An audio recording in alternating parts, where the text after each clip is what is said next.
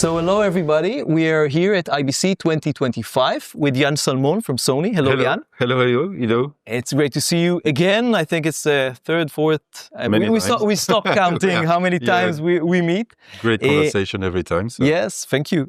So we have a couple of questions, but maybe before that, tell me a little bit what happened with Sony since we met last year. I think you have some interesting things to say. Yeah, it's fun because last year you asked as usual many questions and of course usually hard ones. But I'm pretty happy because if you remember, you were asking about a power supply provided as a genuine accessory from Sony to supply power to the camera in a secured way. Yeah. And we didn't have this accessory at the time, but after your interview, hopefully, I think the accessory came out. So now the DCEC1 is available on the market. So it's a dummy battery with USB-C. Exactly. And that powers both types of batteries. So it's really important that Sony has this, I think, because a third-party one can always, there is the danger that it will do something to your camera. It happened to us. Yeah, you told me that. Yeah. So now for Z and W battery, both together in the same package is available. So yeah. I'm very happy that, the feedback and so on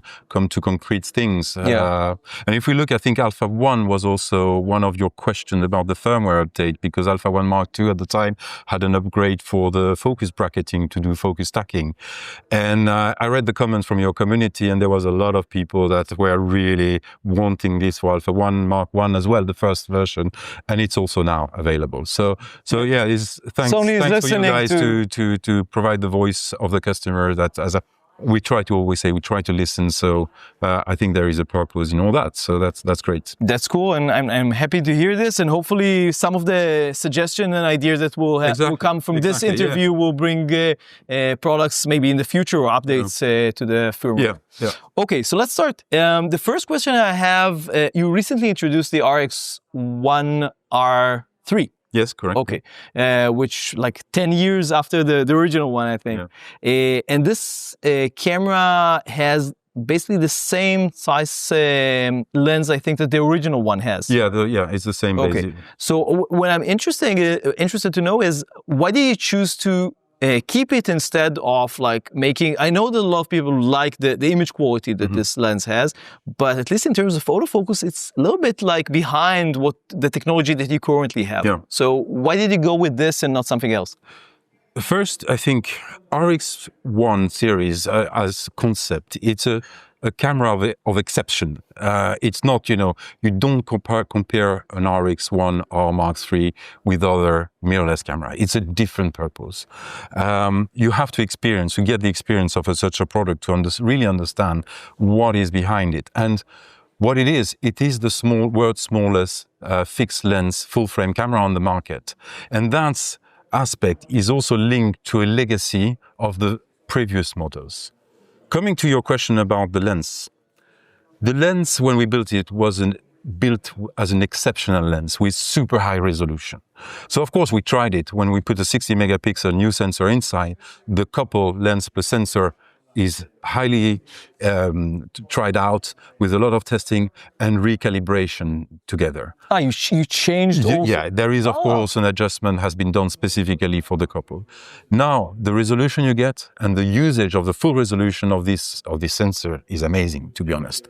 You might say, oh yeah, it's a little bit soft compared to a G Master lens in the corner. Yes, but come on, the purpose of this camera is to be ultra compact and bring the full frame and to be a street photography, a portraitist camera. And the other aspect is, when I was talking about legacy, is the physical, sensation that you have with the lens that our customers in over 10 years have been loving from the RX1 series. And if you change that taste, and each lens has its own taste as well, maybe some aberration may happen, but that's part of the quality in general and of the taste, of the look you get from the camera. So overall, the quality we get, I think, is there. You also ask about autofocus, but I don't want to send out people to other websites, but if you look at proper reviews, they're really testing, the autofocus of this camera is the fastest in this segment. The AF AI is in there, it's working extremely well. Does it track sports situation? Probably not, but But it's it's not a sports camera, It's not yeah. a sports camera. So all the new tech is in there. The detection, the fast grab of the subject is there. It's fast. It's not as fast again than a G Master with an Alpha 9. Yes, but that's not the point to compare with. Yeah. This camera is a fantastic camera for street photography. For street photography. Okay. So bringing on this question, or moving to a different angle of this question, Ricoh recently released the Ricoh GR4. So basically, it's an APS-C camera. Now, what's interesting is that you have the RX100, which is a 1-inch line of cameras, and you have now the RX1R Mark III. Now, what about something in between, like this camera? Because you have 1-inch and full frame. It makes sense to have something in between, which will be both in terms of cost, but also in terms of maybe having the RX1R Mark III has a fixed lens. The RX100 has a zoom lens. It will make sense, at least to me, to have something in between with a zoom lens, maybe in a pancake form. Yeah. So I know, I'm just asking, you obviously can't comment on future products, etc. But it will be interesting to see. Do you think that a lot of users will be interested in such a camera from Sony?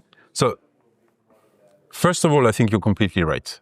There is a gap. There is a gap between the excellence product or the very niche product that is the RX1 and RX100. There is something in between, and some brands focusing on this one and doing very well in this segment. Now, I think you need to consider two things. The first one is the business size of a segment. When there is one brand, if you start to put new player, start to slice the cake, is there a business or not? I'm not saying there is not. Don't get me wrong. The point is, that's the first question a manufacturer should think of. The second question, when you develop a new segment, you have commitment in time. If you look at Sony range today, in the Alpha range, I think we have 7 or 8 different iteration of the Alpha 7 series. Between the Alpha 1 and the Alpha 6400. We have around, I think, 8 different type of product, 7, something like that. With the 7C, with the 6700, with the 9, with the A, you have a lot of lines. So you have a lot of lines. Then you look at FX series, is the same. We have now 4 lines. Then you have the ZV series, where we have 3 lines. Then you look at the RX series, we have 2 lines, and then you have over 80 lenses in our portfolio. So when you decide to do a new segment, you need to think about firmware update, a typical subject we usually have, but also the successor, and the number of engineers and engineering working on this schedule. And if you start to input a new segment, you need to think, well, I'm doing this segment now. Which other segment do I sacrifice in terms of either updating longer term or eventually stopping? So that kind of consideration, you really need to think about what is the environment, your portfolio. And Sony has the biggest portfolio from entry segment to professional and all the segments. Alpha, you can start with a 6400, finish with an Alpha 1. FX, you can start with an FX2 today and finish with a Venice. So you have to think about those commitment in time when you decide. So I'm not saying we are not going to go there, don't get me wrong, it could be. But I think we need to really think about this kind of consideration first. No, for sure. I think that a lot of people are just thinking, you have the technology, why not make this camera? It's simple, And personally, I would love it as well, because an RX1 is an exceptional product that is very expensive. It's very high-end. Very high-end, and you need to be a certain moment in your life to be able to buy it and have maybe other commitment that you don't have anymore, like kids going to university or whatever. You need to have this buying power, and I would love as well. But as of now, we need to see how this. If it makes sense. Yeah, if it makes sense. Yeah. Okay. Exactly. Now let's talk about something a little bit different. You recently released the FX2. We are actually shooting one of the cameras right now with the FX2. We bought 2 of them. Thank you. And it's a great camera, but I think that a lot of people really missed who this camera is intended for. So this is an option for you to actually express the viewpoint of Sony in terms of who you made this camera for. The very first concept of the camera was to capture people that wanted to enter the cinematic look with full frame, but with an accessible cost. So that really is the fundamental of the camera. So bring people into the Sony system, in the FX system and the cinema line system, but not only because of a sensor, not only because of certain quality of the output of the image, but also on the concept of the cinema line. What is the concept of cinema line? You know it very well. You have an FX2. It's about features for filmmakers.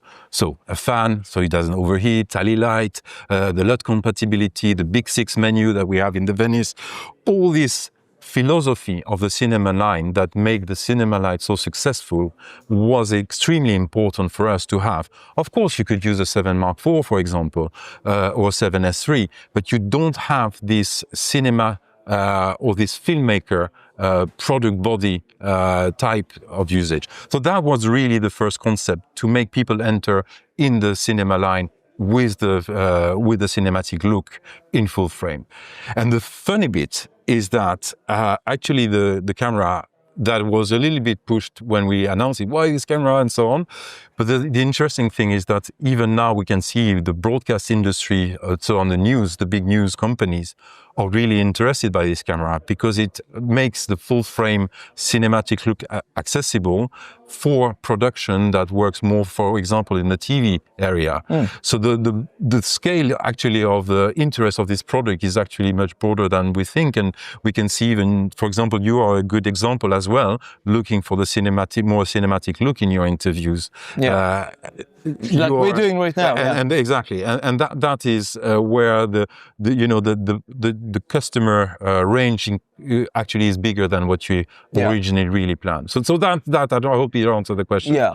No, I think that was the logic behind this camera. Behind this camera. Yeah, and I can add to this, we actually got this camera mostly for shooting podcasts. And I think that for this purpose, it makes more sense, both in terms of economics and like as opposed to, let's say, buying an FX3, which is much higher end, but you don't really need it, I think, for this kind of use. So yeah, I think this is good. Now, in terms of, this is basically a follow-up to this question. Do you think that, like, you also mentioned this yourself, that there was some sort of a backlash when it was announced? I think just when it was announced, I think it settled down afterward. But about this versus releasing some sort of an update to the existing FX3. So do you still think that it was the right decision in terms of Sony to actually release this before the hopefully upcoming update to the FX3? I think so. Okay. I would say two reasons for that. The first one is, as I just explained, target customer was people wanting to enter the cinematic look in full frame with a reasonable cost. And why are we thinking this is important is because these people tomorrow will be the one that will start to increase their career, become filmmakers, maybe go on FX3, FX6, and potentially also cinematographers. So the entry point for the cinema line for Sony from young creators is very important. So that's my so you wanted to cover this before you hopefully in the future upgrade the FX3. And the other reason is that a product development takes 1.5 years around, something like that. When we started developing that, FX3 was at its peak of popularity. A year and a half later, it is still at its peak of popularity. Why? Because we already named all the features, you know, the cinematic or the filmmaker features of the camera. The FX3 is loved because it's a working horse, and that is still loved. And I can foresee maybe some questions. Yeah, but guys, you don't have the open gate. You don't have. There are 7K or 8K. We will talk about some features after that. All that. It's true. But in the end, what the customer really need is to work with a camera that can deliver what they need.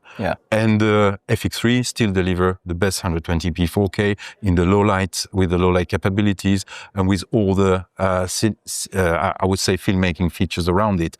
And you stop on that, the lens system So I was mentioning. This is probably the biggest strong suit of Sony as compared to anybody else. Yeah, and third-party lenses as well, compatibility. So overall, the FX3 is still completely relevant now.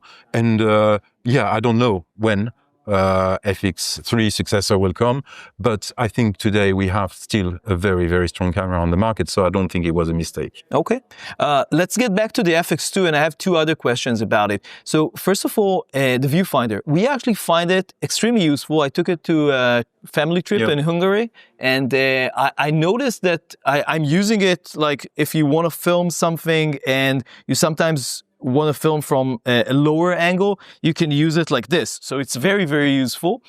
The one thing that I noticed is that basically when you put it in a bag, it might be a little bit more delicate. Now, the question is, did you think about creating it with an external viewfinder instead of like the built-in one that you actually made?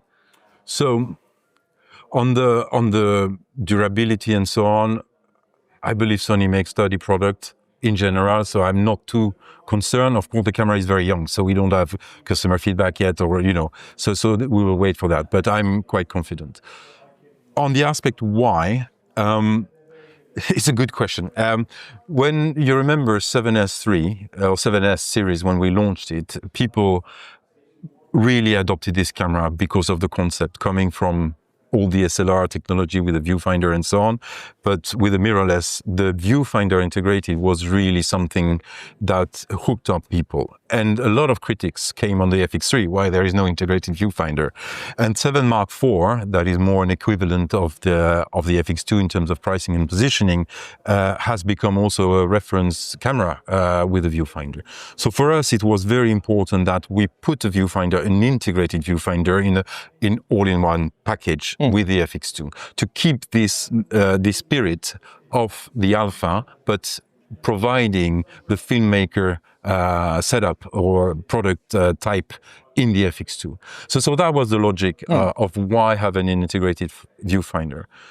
Now, coming to your question, why not do an external removable one? Yeah. I think you will not like my answer, but as usual, the thing is that when you develop a new product, you need a line of engineers, even for an accessory. So developing a new accessory, it's more like complicated. Power management, design, flow of information, and so on, would take time, would take money. And I don't know if that would be the case, but my guess would be we would have been able to deliver an FX2 without a viewfinder for more or less the same price, because we probably would have needed to redesign, a new slot and so on, and provide an accessory which will cost more. It will cost on top. Yeah. So I don't think fundamentally the effort that would have been needed to do that and the makes sense for this camera. Well, it makes sense for this positioning of camera. I actually, when you say it like this, what you're saying makes sense, unless some people don't want the viewfinder at all, and then maybe it will make sense, but I don't know. Yeah. But maybe for a higher end camera, it does make sense to have like an external viewfinder. I don't know, but we'll figure out. Yeah, we'll figure out. So that's about the viewfinder. And the second question about the FX2 is, I think that this is the first mirrorless camera, because if you're looking at like the FX6, it has it has 1/4 inch, I think, and 1/3/8. But the FX2 is the first mirrorless camera that you have that has 2/4 inch on the bottom. Yeah. And why this is good, and this is something that we also discussed, I think, in the previous interview, is that sometimes when you connect a plate, it twists. Yeah.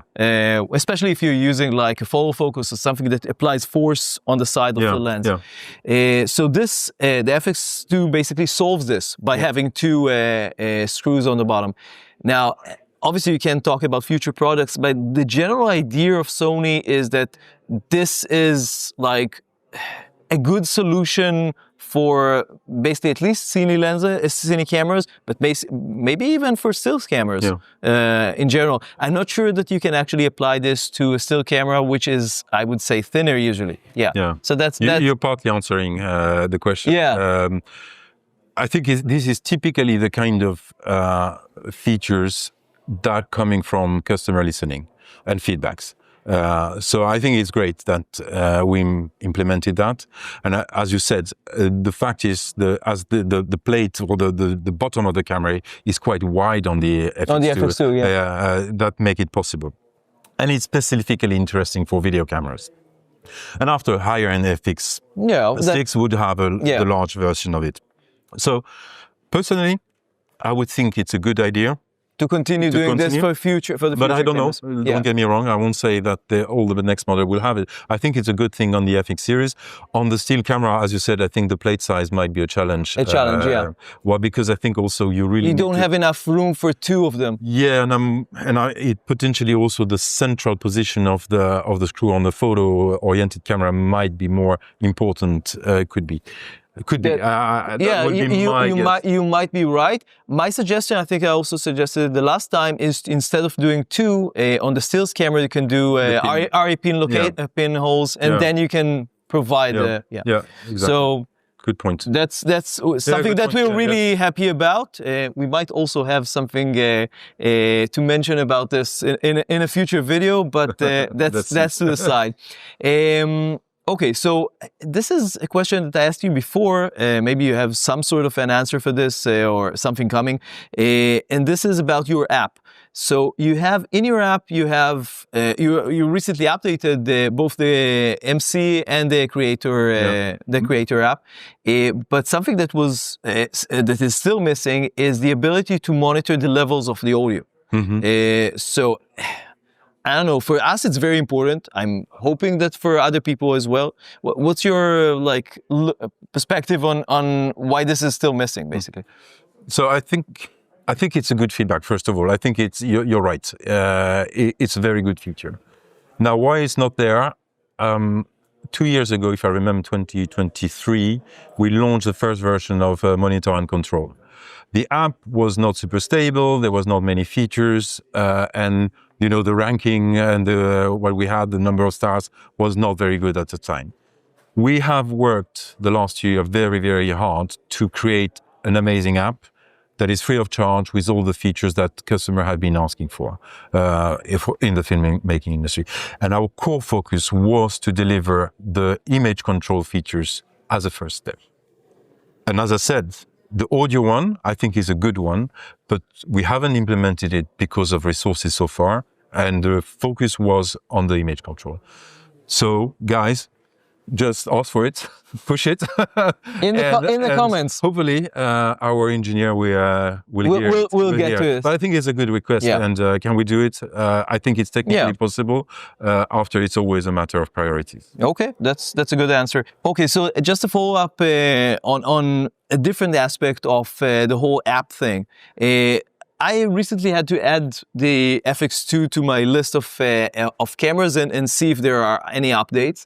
And it took me a long time to do the whole login thing into the camera with the app, and you have to register a lot of things, and it's like a whole pretty lengthy process. Now, is there a way of making this either? I'm not even sure why you actually need just to check the firmware with the app. I don't know if this is actually really required. So this is one thing, and the other is that the whole process is pretty lengthy. You have to press next, and enter all sorts of things. Why do you actually need this? I won't deny that there is a lot of steps when you want to create a profile for an app and register and so on. It's a fact. The thing that has changed in 2-3 years ago was that originally you created a new profile for every single app, meaning a login and password that could be different on each single app, and even on the European registration website, where you create a profile, you can register your camera, and we can talk a little bit about what are the benefits doing that. Now, all this login process has been unified in Sony. So when you create a My Sony profile where you register your product, the same login and password can be used on the Creators app and also on Monitor and Control. After that, yes, you have to accept the terms and conditions of a single app. And somehow it's a good thing, because European customers by GDPR are extremely protected, and you need to have all this process to approve all these terms and conditions. But once it's done, in terms of the app itself, it's done. You don't need to redo it every time. If you connect a new camera, I would need to check exactly the number of steps because I don't remember, because you mentioned about that just now. This just happened to me a few days ago. Yeah, so I'm not so sure how many steps you have, but in terms of at least app registration, login and so on, it should be fairly simple. Knowing that, yes, when you create your first profile on My Sony, it takes a little bit of time. But on the other hand, when you do your registration on My Sony, you have benefits behind it.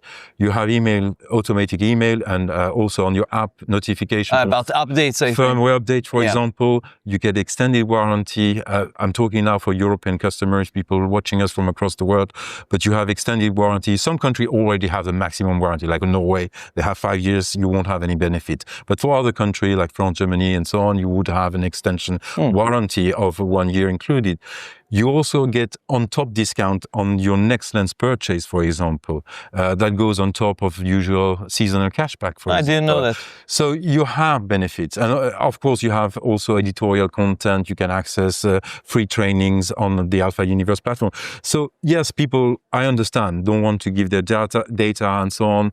That's always... I was talking specifically about just the length of the process, not, you know... But just my point being that, you have a lengthy process. But you do have benefits. You have some benefit, and once you have done the registration process, it's done as well. So you have to think a little bit like that. And to be very honest, I think most of the apps, you can also use them without any registration. You can skip. It won't be the thing that blinks and say, don't register, please. Of course not. But you have, I think, a way. From the firmware update, we need to check, but I don't think that you... Yeah, I think that it makes sense. Just at least the firmware will be like, you can just, you know, update the firmware, even if you're not logged into the app. It might be possible. On the website, it's definitely possible. You don't have to. Sure. If you go on Sony support site, you can skip the registration.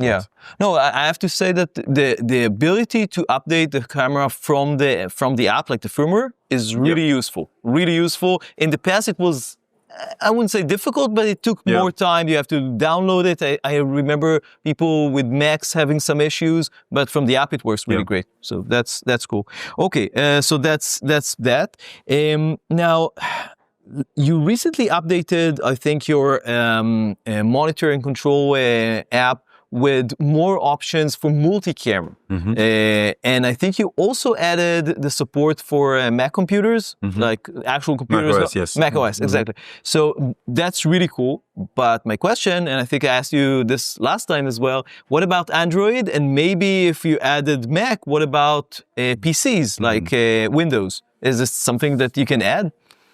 Technically, fundamentally, it would be possible. The thing is that from our side, from customer research on the target group of multi-camera control, that is a usage that is quite specific. It's a very professional approach. Our thinking on this one, and I was mentioning about the stability of the application of monitor and control when we first launched it. For us, the number one priority was to stick to one mobile operating system that was iOS with one single hardware, because iOS, as you know, it's easier to develop for one. Exactly. And because of our user, we're more Mac driven or iOS driven in the usage target group we have, we decided to stick to iOS tablet and Mac OS for now. Again, I am not denying that we would be able to deliver. The thing is, as I said, for now, we are really wanting to make sure that what we provide in terms of stability is top notch. And that's the decision behind it. Okay. So I know people won't be happy and say, I'm using Android. We understand it. Or Windows, by the way. Or Windows, by the way.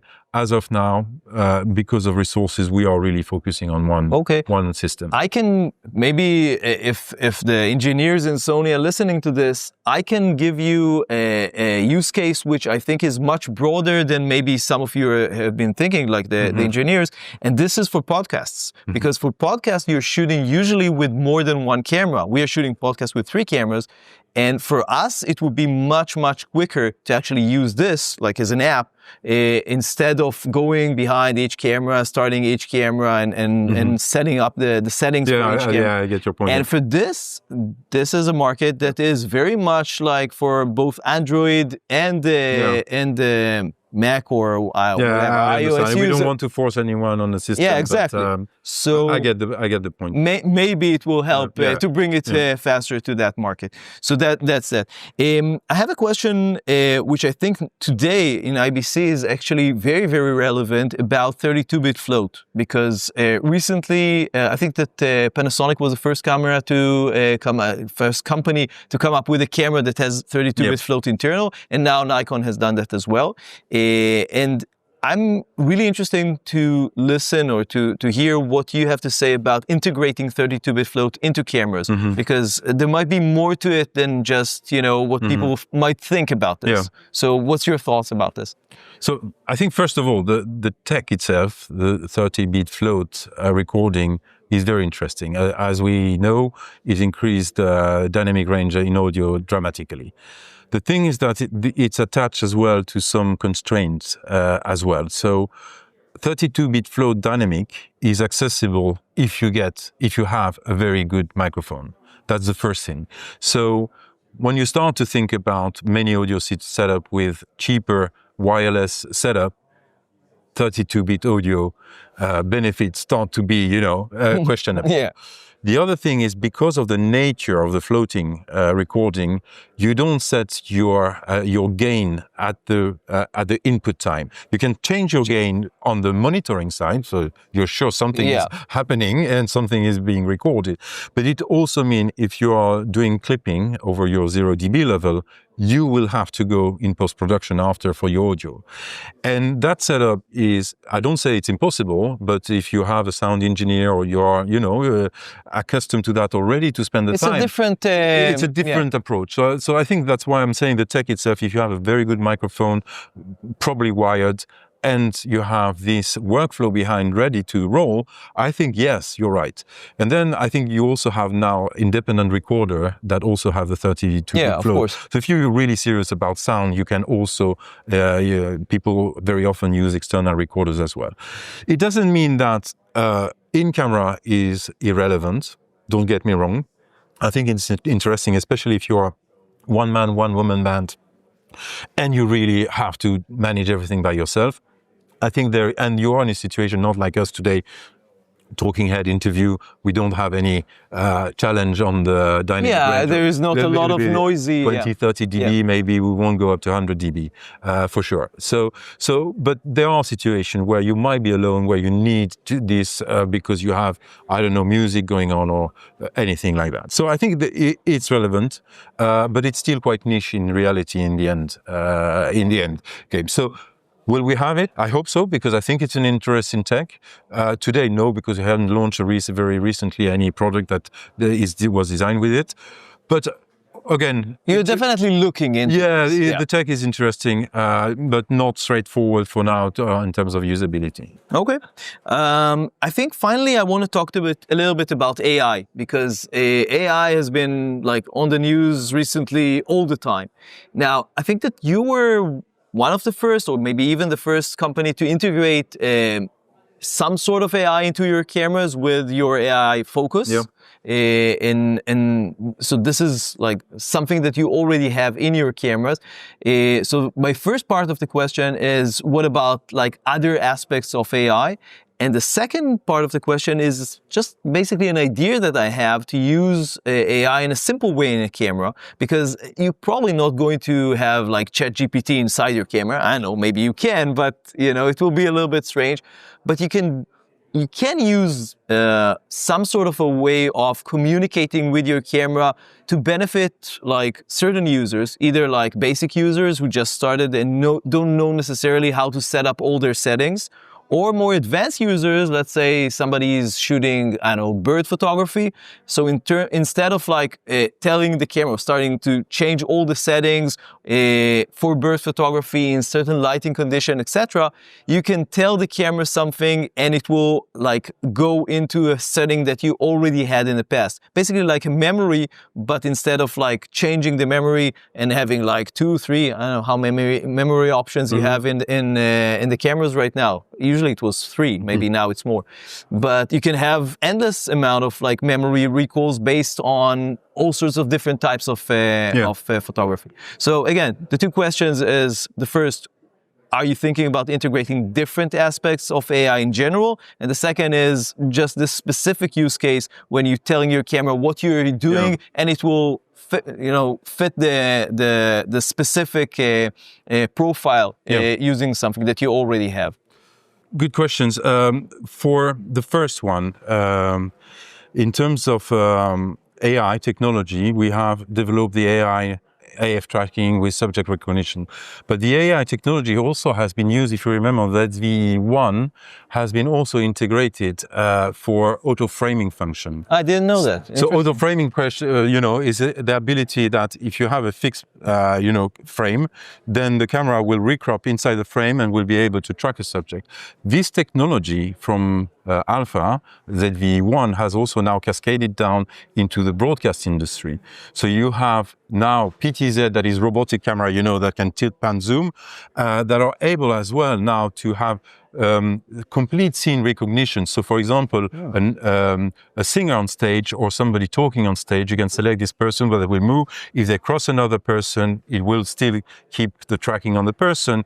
If it will also open the frame so that where the person is looking, if the person goes out of the stage, it will not track the person going out of the stage and will refocus on the other people. So those AI technology that is coming originally from Alpha, from the autofocus body limb position of has been also updated, has also brought new technology in terms of auto framing.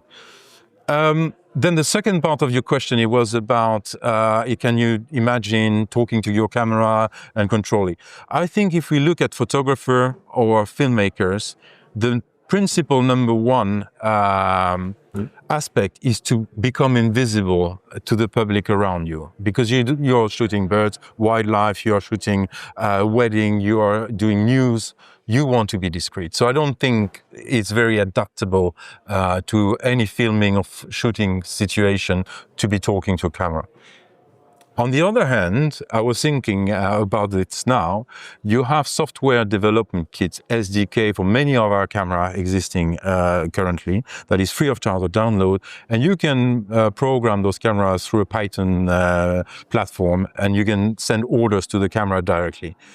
An LLM could be really easy to consider that somebody with computer science skills can develop such a LLM talk discussion and send orders to the camera. That could be like in a production room, you have the camera remote, or also any kind of, people with impaired eye vision and so on could also benefit that kind of technology, for example, as well.